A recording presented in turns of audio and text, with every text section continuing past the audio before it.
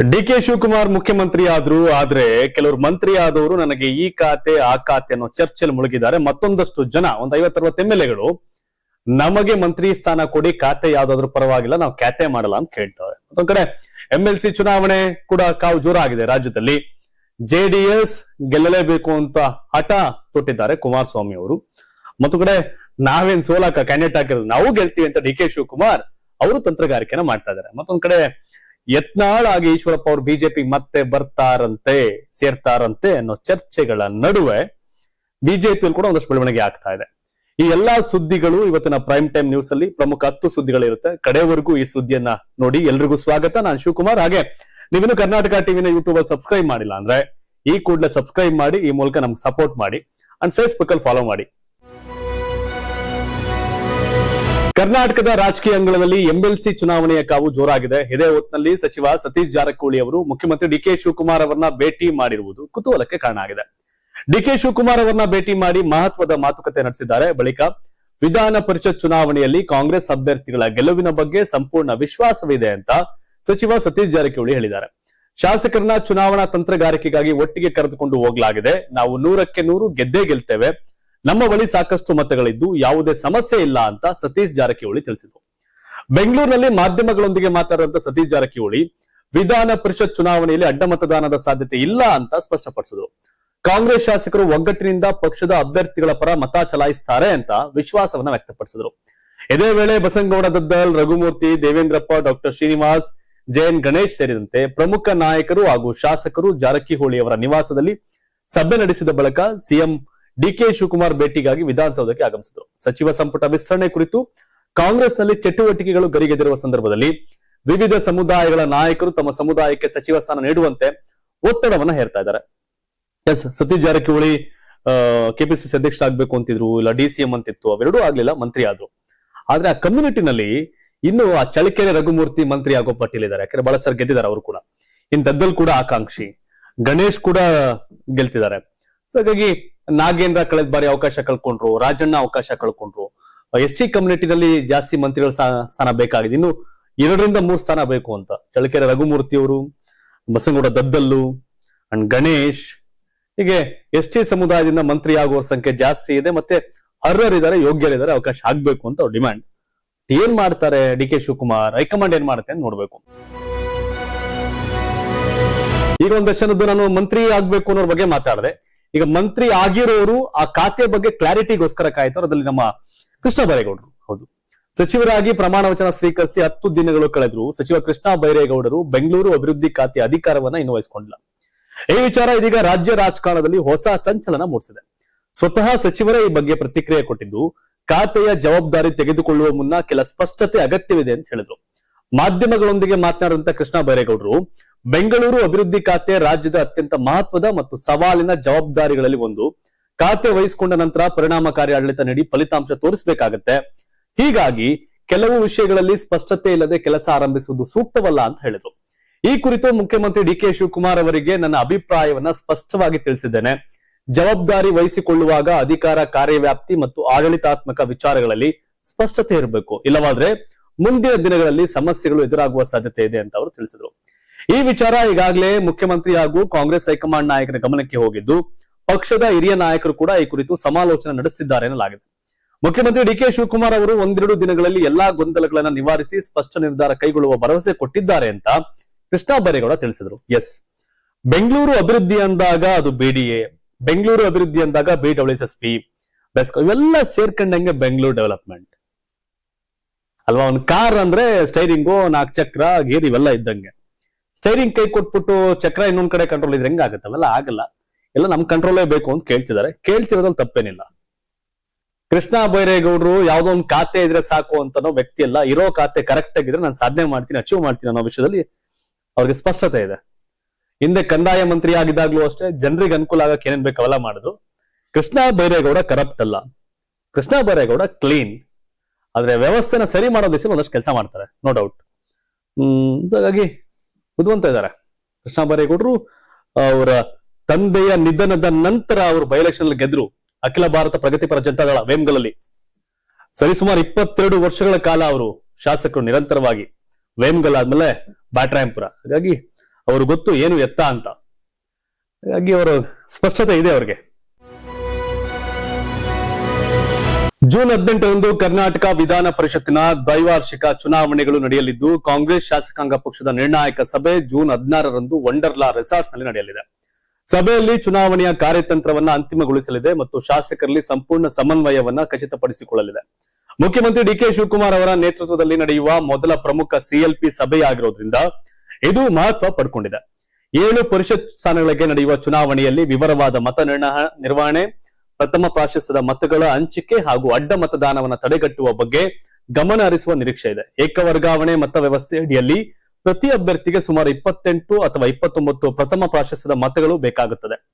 ಇದು ಅಂತಿಮ ಮಾನ್ಯ ಮತಗಳ ಸಂಖ್ಯೆಯನ್ನು ಅವಲಂಬಿಸಿರುತ್ತೆ.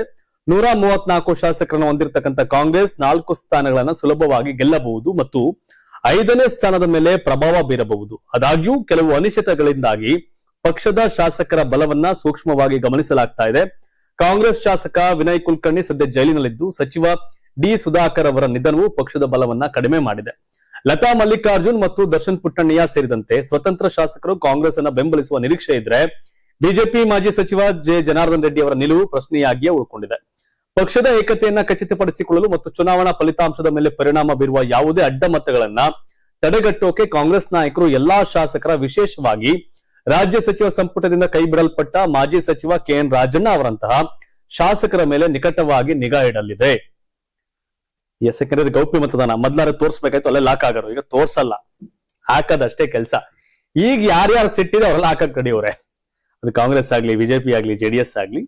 ಬಟ್ ಹಾಗಾಗಿ ಎಲ್ರಿಗೂ ಸ್ವಲ್ಪ ಟೆನ್ಷನ್ ಇದೆ. ಜೆಡಿಎಸ್ ಅವರು ಕಾಂಗ್ರೆಸ್ಸಿನ ಒಂದಷ್ಟು ಅಸಮಾಧಾನವನ್ನ ಲಾಭ ಮಾಡ್ಕೊಳಕ್ ಹೊರಟಿದ್ದಾರೆ. ಅಲ್ಲಿ ಯಾರು ಮಂತ್ರಿಗಿರಿ ಕಳ್ಕೊಂಡವ್ರೆ, ನೆಕ್ಸ್ಟ್ ಯಾರು ಮಂತ್ರಿ ಆಗಲ್ಲ, ಅವ್ರಿಗೆಲ್ಲ ಒಂದಷ್ಟು ಸ್ಪಷ್ಟತೆ ಇದೆ. ಅವರೆಲ್ಲ ಒಳ್ಳೊಳಗೆ ಅದ್ ಹೇಳ್ತಾರ, ಗಳಿಗೆ ಸಿದ್ಧರು ಏನ್ ಮಾಡ್ತಾರೆ ನೋಡ್ಬೇಕು. ಒಳಗೆ ಏನ್ ಓಟ್ ಹಾಕ್ತಾರೆ ಅಂತ ಗೊತ್ತಾಗಲ್ಲ. ಆ ಕಾರಣಕ್ಕೆ ರಾಜ್ಯ ವಿಧಾನ ಪರಿಷತ್ ಚುನಾವಣೆಯ ದಿನಾಂಕ ಸಮೀಪಿಸುತ್ತಿದ್ದಂತೆ ರಾಜಕೀಯ ಚಟುವಟಿಕೆಗಳು ತೀವ್ರಗೊಂಡಿದ್ದು, ಅಡ್ಡ ಮತದಾನ ಹಾಗೂ ಕುದುರೆ ವ್ಯಾಪಾರದ ಆತಂಕದ ನಡುವೆ ಜೆಡಿಎಸ್ ತನ್ನ ಶಾಸಕರನ್ನ ರೆಸಾರ್ಟ್ಸ್ ಅಥವಾ ಪ್ರತಿಷ್ಠಿತ ಹೋಟೆಲ್ಗಳಿಗೆ ಸ್ಥಳಾಂತರಿಸಲು ಮುಂದಾಗಿದೆ ಎನ್ನುವ ಮಾಹಿತಿ ರಾಜಕೀಯ ವಲಯದಲ್ಲಿ ಚರ್ಚೆಗೆ ಗ್ರಾಸವಾಗಿದೆ. ಜೂನ್ 18ರಂದು ನಡೆಯಲಿರತಕ್ಕಂಥ ವಿಧಾನ ಪರಿಷತ್ ಚುನಾವಣೆಯನ್ನ ಗಮನದಲ್ಲಿಟ್ಟುಕೊಂಡು ಜೂನ್ 16ರಿಂದಲೇ ಜೆಡಿಎಸ್ ಶಾಸಕರನ್ನ ಒಟ್ಟಿಗೆ ಇರಿಸುವ ಯೋಜನೆ ರೂಪಿಸಲಾಗಿದೆ ಅಂತ ಮೂಲಗಳು ತಿಳಿಸಿವೆ. ಕಾಂಗ್ರೆಸ್ನ 5ನೇ ಅಭ್ಯರ್ಥಿಯ ಗೆಲುವಿಗೆ ಇನ್ನೂ ಕೆಲ ಮತಗಳ ಕೊರತೆ ಇರುವ ಹಿನ್ನೆಲೆ ಆಪರೇಷನ್ ಹಸ್ತ ನಡೆಯುವ ಸಾಧ್ಯತೆ ಬಗ್ಗೆ ಜೆಡಿಎಸ್ ನಾಯಕರು ಆತಂಕ ವ್ಯಕ್ತಪಡಿಸಿದ್ದಾರೆ ಎನ್ನಲಾಗಿದೆ. ಈ ಹಿನ್ನೆಲೆಯಲ್ಲಿ ಕೇಂದ್ರ ಸಚಿವ ಹಾಗೂ ಜೆಡಿಎಸ್ ನಾಯಕ ಎಚ್ ಡಿ ಕುಮಾರಸ್ವಾಮಿ ಅವರ ನೇತೃತ್ವದಲ್ಲಿ ಪಕ್ಷದ ಎಲ್ಲಾ ಶಾಸಕರನ್ನ ಸುರಕ್ಷಿತವಾಗಿ ಒಂದೇ ಸ್ಥಳದಲ್ಲಿ ಇರಿಸೋಕೆ ತೀರ್ಮಾನಿಸಲಾಗಿದೆ. ಕೋಲಾರ ಅಥವಾ ಬೆಂಗಳೂರಿನ ಪ್ರತಿಷ್ಠಿತ ಹೋಟೆಲ್ಗಳು ಹಾಗೂ ರೆಸಾರ್ಟ್ಸ್ಗಳಲ್ಲಿ ಶಾಸಕರಿಗೆ ವಾಸ್ತವ್ಯ ಕಲ್ಪಿಸುವ ಕುರಿತು ಶುಕ್ರವಾರ ನಡೆದ ಪಕ್ಷದ ಸಭೆಯಲ್ಲಿ ಚರ್ಚೆ ನಡೆದಿದ್ದು, ಶೀಘ್ರದಲ್ಲೇ ಅಂತಿಮ ನಿರ್ಧಾರ ಪ್ರಕಟವಾಗುವ ಸಾಧ್ಯತೆ ಇದೆ. ವಿಧಾನ ಪರಿಷತ್ ಚುನಾವಣೆಯಲ್ಲಿ ಪ್ರತಿಯೊಂದು ಮತವು ನಿರ್ಣಾಯಕವಾಗಿರುವ ಕಾರಣ ರಾಜಕೀಯ ಪಕ್ಷಗಳು ತಮ್ಮ ಶಾಸಕರನ್ನ ಹಿಡಿದಿಟ್ಟುಕೊಳ್ಳಲು ವಿಶೇಷ ತಂತ್ರಗಳನ್ನು ಅನುಸರಿಸುತ್ತಿವೆ.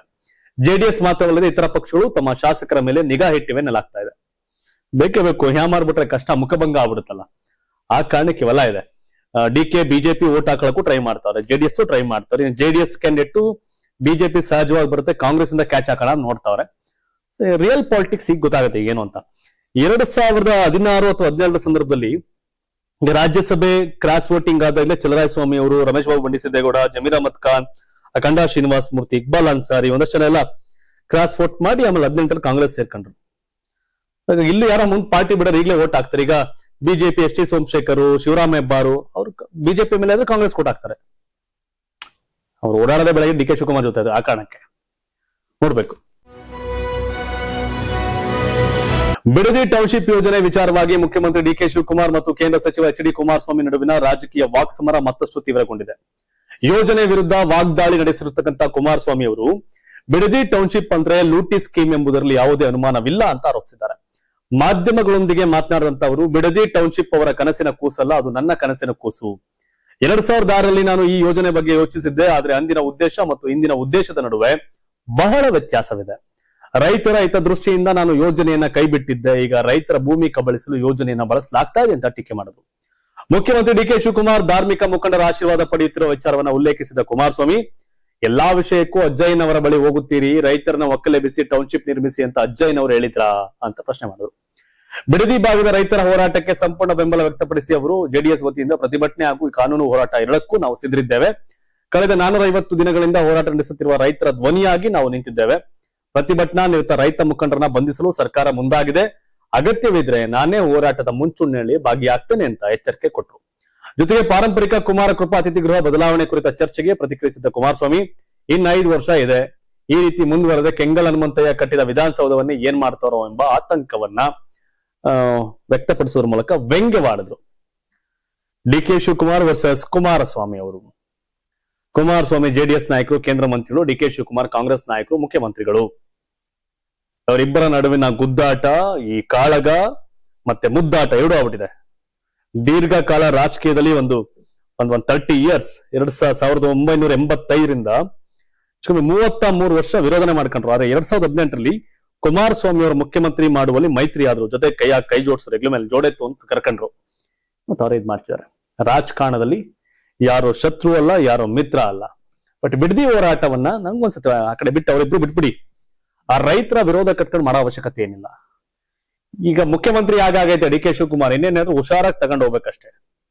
ಬಟ್ ಅದೇ ನೀನ್ ಅದ್ ಬಿಟ್ರೆ ವಿರೋಧ. ಈಗ ಅವ್ರನ್ನ ಸಿದ್ದರಾಮಯ್ಯ ಹಿಂದೂ ವಿರೋಧಿ ಏನಾರು, ಡಿ ಕೆ ಶಿವಕುಮಾರ್ ಬರೀ ಜಪ ಮಾಡ್ತಾರೆ, RSS ಶ್ಲೋಕ ಹೇಳ್ತಾರೆ. ಈಗ ಅವ್ರನ್ನ ಹಿಂದೂ ವಿರೋಧಿ ಅನ್ನಂಗಿಲ್ಲ ಡಿ ಕೆ ಶಿವಕುಮಾರ್ ಅವ್ರನ್ನ. ಬಿಜೆಪಿ ಅವ್ರ ಮ್ಯಾಟ್ರ್ ಇಲ್ಲ, ಫಿನಿಶ್. ಅಂಡ್ ಈಗ ಬಿಡದಿ ಜನರ ವಿರೋಧಿ, ರೈತರ ವಿರೋಧಿ ಅಂತ ಕರೀತಾವ್ರೆ. ಕೈ ಬಿಟ್ರೆ ಮುಗಿತು, ವಿರೋಧನೇ ಇಲ್ಲ. ವಿರೋಧವಿಲ್ಲದ ನಾಯಕ ಡಿ ಕೆ ಶಿವಕುಮಾರ್ ಆಗ್ಬಿಡ್ತಾರೆ. ನೋಡ್ಬೇಕೇನ್ ಮಾಡ್ತಾರೆ ಅಂತ. ಯತ್ನಾಳ್ ಈಶ್ವರಪ್ಪ ವಾಪಸಾತಿ ಹಾಗೂ ರಾಜ್ಯಾಧ್ಯಕ್ಷರ ಸ್ಥಾನ ಬದಲಾವಣೆಯ ಬಗ್ಗೆ ರಾಜ್ಯ ಬಿಜೆಪಿ ಉಸ್ತುವಾರಿ ಹಾಗೂ ರಾಷ್ಟ್ರೀಯ ಪ್ರಧಾನ ಕಾರ್ಯದರ್ಶಿ ರಾಧಾ ಮೋಹನ್ ದಾಸ್ ಅಗರ್ವಾಲ್ ಅವರು ಮಂಗಳೂರಲ್ಲಿ ಮಹತ್ವದ ಪ್ರತಿಕ್ರಿಯೆ ಕೊಟ್ಟಿದ್ದಾರೆ. ಕರ್ನಾಟಕ ಬಿಜೆಪಿ ರಾಜ್ಯಾಧ್ಯಕ್ಷರ ಬದಲಾವಣೆ ಕುರಿತು ರಾಜ್ಯದಲ್ಲಿ ಕೇಳಿಬರುತ್ತಿರುವ ಚರ್ಚೆಗಳಿಗೆ ತೆರೆ ಎಳೆದ ಅವರು ಈ ಕುರಿತು ಪಕ್ಷದ ರಾಷ್ಟ್ರೀಯ ಅಧ್ಯಕ್ಷರು ಅಂತಿಮ ನಿರ್ಧಾರ ಕೈಗೊಳ್ಳಲಿದ್ದಾರೆ. ಕರ್ನಾಟಕದ ಪ್ರಸ್ತುತ ರಾಜಕೀಯ ಸ್ಥಿತಿಗತಿಗಳ ಬಗ್ಗೆ ಪಕ್ಷದ ಹೈಕಮಾಂಡ್ಗೆ ಸಂಪೂರ್ಣ ಮಾಹಿತಿ ಇದೆ. ಈಗಿನ ಅಧ್ಯಕ್ಷರ ಒಳ್ಳೆಯ ಕೆಲಸಗಳು ಹಾಗೂ ಅವರ ಕಾರ್ಯವೈಖರಿಯ ಬಗ್ಗೆಯೂ ವರಿಷ್ಠರು ಅರ್ತಿದ್ದಾರೆ ಅಂತ ಹೇಳಿದರು. ಮಾಜಿ ಸಂಸದೆ ಸುಮಲತಾ ಅವರಿಗೆ ರಾಜ್ಯಸಭಾ ಟಿಕೆಟ್ ಕೈ ತಪ್ಪಿರುವ ಕುರಿತು ಮಾತಾಡಿದಂತ ಅವರು, ಸುಮಲತಾ ಅವರೊಂದಿಗೆ ಬಿಜೆಪಿ ಒಡನಾಟ ಅತ್ಯಂತ ಚೆನ್ನಾಗಿದೆ. ಅವರು ದೀರ್ಘಕಾಲದಿಂದ ಬಿಜೆಪಿಯ ಸಮರ್ಥಕರಾಗಿದ್ದಾರೆ. ಮುಂಬರುವ ದಿನಗಳಲ್ಲಿ ಅವರಿಗೆ ಖಂಡಿತವಾಗಿಯೂ ಸೂಕ್ತ ಸ್ಥಾನಮಾನ ದೊರಕಲಿದೆ ಅಂತ ಭರವಸೆ ಕೊಟ್ಟರು. ಪಕ್ಷದಿಂದ ಹೊರಗುಳಿರತಕ್ಕಂಥ ಬಸನಗೌಡ ಪಾಟೀಲ್ ಯತ್ನಾಳ್ ಹಾಗೂ ಕೆ ಎಸ್ ಈಶ್ವರಪ್ಪ ಅವರನ್ನ ವಾಪಸ್ ಸೇರಿಸಿಕೊಳ್ಳುವ ಕುರಿತು ಉತ್ತರಿಸಿದ ಅವರು, ಯಾರನ್ನೂ ಪಕ್ಷದಿಂದ ಉಚ್ಚಾಟಿಸುವ ಇಚ್ಛೆ ನಮಗಿರೋದಿಲ್ಲ. ಆದ್ರೆ ಅವರ ಕೆಲವು ವರ್ತನೆ ಹಾಗೂ ನಡವಳಿಕೆಯ ಕಾರಣದಿಂದ ಶಿಸ್ತು ಕ್ರಮ ಅನಿವಾರ್ಯವಾಗಿತ್ತು. 6 ವರ್ಷಗಳ ಅವಧಿಯಲ್ಲಿ ಅವರ ವರ್ತನೆಯನ್ನ ವರಿಷ್ಠರು ಗಮನಿಸ್ತಾರೆ. ಅವ್ರನ್ನ ಮತ್ತೆ ಪಕ್ಷಕ್ಕೆ ಪುನಃ ಕರೆತರುವ ಅವಕಾಶಗಳು ಯಾವಾಗ್ಲೂ ಇದ್ದೇ ಇರುತ್ತೆ. ಅಂತಿಮ ನಿರ್ಧಾರವನ್ನ ವರಿಷ್ಠರೇ ಕೈಗೊಳ್ತಾರೆ ಅಂತ ತಿಳಿಸಿದ್ರು. ಅಂದ್ರೆ 6 ವರ್ಷ ಆಮೇಲೆ ಅಂತ ಹೇಳ್ತಾರೆ. ಇವ್ರಿಗೆ ಅವಶ್ಯ ಬಿದ್ರೆ ಅದನ್ನ 3 ವರ್ಷ 2 ವರ್ಷ ಕಳಿಸಿ ಕರ್ಕತಾರೆ. ಅವಶ್ಯಕತೆಗೆ ತಕ್ಕಂತ ರಾಜಕೀಯ ಅಷ್ಟೇ, ಅನಿವಾರ್ಯತೆಗೆ ತಕ್ಕಂತ ರಾಜಕಾರಣ ಅಷ್ಟೇ. ಯತ್ನಾಳ್ ಬಿಟ್ರೆ ಗೆಲ್ಲಕ್ಕಾಗಲ್ಲ ವಿಜಯಪುರನ ಮತ್ತೆ ಕರ್ಕತಾರೆ. ಈಶ್ವರಪ್ಪ ಇಲ್ಲದೆ ರಾಜಕಾರಣ ಇಲ್ಲಾಂದ್ರೆ ಕರ್ಕತಾರೆ. ಅವ್ರು ಇದ್ರು ಒಂದು ಇಲ್ದೇ ಇದ್ರು ಒಂದು ಕರ್ಕೊಳ್ಳಲ್ಲ. ಬಟ್ ಯತ್ನಾಳವ್ರ ಅನಿವಾರ್ಯತೆ ಕೆಲವೊಂದು ಟೈಮ್ ಅಲ್ಲಿ ಇದೆ ಆ ಭಾಗದಲ್ಲಿ. ಅವ್ರೊಂಥರ ಗುರ್ತಿಸ್ಕೊಂಡವ್ರಂಗೆ ಮದ್ದೂರ್ ಗಣೇಶನ್ಗೆ ಹೋಗ್ತಾರೆ, ಕೆರಗೋಡ್ ಹೋಗ್ತಾರೆ, ಬಿಡದಿಗೆ ಹೋಗ್ತಾರೆ, ಒಂಥರ ಎಲ್ಲಾ ಕಡೆ ಓಡಾಡ್ಕೊಂಡು ಹವಾ ಎಬ್ಸ್ಕೊಂಡು ಅನಿವಾರ್ಯತೆಯನ್ನು ಸೃಷ್ಟಿ ಮಾಡಿದ್ದಾರೆ. ಯತ್ನಾಳ್ ಲೀಡರ್ ಅಷ್ಟೇ. ಮಾಜಿ ಸಿಎಂ ಸಿದ್ದರಾಮಯ್ಯ ಆಪ್ತ ವಿಧಾನ ಪರಿಷತ್ನ ಕಾಂಗ್ರೆಸ್ ಸದಸ್ಯ ನಸೀರ್ ಅಹಮದ್ಗೆ ಸಂಕಷ್ಟ ಎದುರಾಗಿದೆ. ನಸೀರ್ ಅಹಮದ್ ತಮ್ಮ MLC ಸ್ಥಾನವನ್ನ ಕಳೆದುಕೊಳ್ಳುವ ಸಾಧ್ಯತೆ ಇದೆ ಅಂತ ಹೇಳ್ತಾ ಇದ್ದಾರೆ. ಕಾರಣ ನಸೀರ್ ಅಹಮದ್ ದಿವಾಳಿ ಹಾಕಿದ್ದಾರಂತೆ. ನಸೀರ್ ಅಹಮದ್ ಬ್ಯಾಂಕ್ಗಳ 1454 ಕೋಟಿ ರೂಪಾಯಿ ಸಾಲ ಹಿಂತಿರುಗಿಸಲು ವಿಫಲರಾಗಿದ್ದಾರಂತೆ. ಈ ಹಿನ್ನೆಲೆಯಲ್ಲಿ ನಸೀರ್ ಅಹಮದ್ ದಿವಾಳಿ ಅಂತ ನ್ಯಾಷನಲ್ ಕಂಪನಿ ಲಾ ಟ್ರಿಬ್ಯುನಲ್ ಘೋಷಣೆ ಮಾಡಿದೆ. ದಿವಾಳಿ ಹಿನ್ನೆಲೆಯಲ್ಲಿ ನಸೀರ್ ಅಹಮದ್ ತಮ್ಮ ವಿಧಾನ ಪರಿಷತ್ ಸದಸ್ಯತ್ವ ಕಳೆದುಕೊಳ್ಳುವ ಸಾಧ್ಯತೆ ಇದೆ. ಬೆಂಗಳೂರಿನ ಮೆಜಾಸ್ ಕಾರ್ಡ್ಸ್ ಗವರ್ಮೆಂಟ್ಸ್ ಲಿಮಿಟೆಡ್ ನ 1454 ಕೋಟಿ ಬಾಕಿ ಸಾಲವನ್ನ ಮರುಪಾವತಿಸಲು ವಿಫಲವಾದ ಕಾರಣ ಕಾಂಗ್ರೆಸ್ ಪಕ್ಷದ ವಿಧಾನ ಪರಿಷತ್ ಸದಸ್ಯ ನಸೀರ್ ಅಹಮದ್ ಅವರನ್ನ ದಿವಾಳಿತನ ಮತ್ತು ದಿವಾಳಿತನ ಸಮಿತಿಯ ಅಡಿಯಲ್ಲಿ ದಿವಾಳಿ ಅಂತ ರಾಷ್ಟ್ರೀಯ ಕಂಪನಿ ಕಾನೂನು ನ್ಯಾಯಮಂಡಳಿ ಬೆಂಗಳೂರು ಪೀಠ ಘೋಷಿಸಿದೆ. ನಸೀರ್ ಅಹಮದ್ ವೈಯಕ್ತಿಕ ಗ್ಯಾರಂಟರ್ ಆಗಿ ಸಾಲ ಪಡೆದಿದ್ದರು. ಆದರೆ ಸಾವಿರಾರು ಕೋಟಿ ಸಾಲ ಹಿಂತಿರುಗಿಸದ ಹಿನ್ನೆಲೆಯಲ್ಲಿ NCLT ಯಿಂದ ನಸೀರ್ ಅಹಮದ್ ದಿವಾಳಿ ಅಂತ ಘೋಷಿಸಲಾಗಿದೆ. ದಿವಾಳಿ ಆಗಿರುವವರು ವಿಧಾನ ಪರಿಷತ್ ಸದಸ್ಯರಾಗಲು ಅರ್ಹರಲ್ಲ. ಸಂವಿಧಾನದ ಆರ್ಟಿಕಲ್ 191(1)(c) ಪ್ರಕಾರ ಒಬ್ಬ ವ್ಯಕ್ತಿ ಅನ್ಡಿಸ್ಚಾರ್ಜ್ಡ್ ಇನ್ಸಾಲ್ವೆಂಟ್ ಆಗಿದ್ದರೆ ವಿಧಾನಸಭೆ ಅಥವಾ ವಿಧಾನ ಪರಿಷತ್ ಸದಸ್ಯನಾಗಿ ಆಯ್ಕೆಯಾಗಲು ಅಥವಾ ಮುಂದುವರಿಯಲು ಅರ್ಹತೆ ಕಳೆದುಕೊಳ್ಳುತ್ತಾನೆ. NCLT ಅಥವಾ ಸಂಬಂಧಿತ ನ್ಯಾಯಾಲಯದಿಂದ ಬ್ಯಾಂಕ್ರಪ್ಟ್ ಅಂತ ಘೋಷಿಸಿದ ತಕ್ಷಣ ಸ್ವಯಂ ಚಾಲಿತ ಅನರ್ಹತೆ ಉಂಟಾಗುತ್ತದೆ.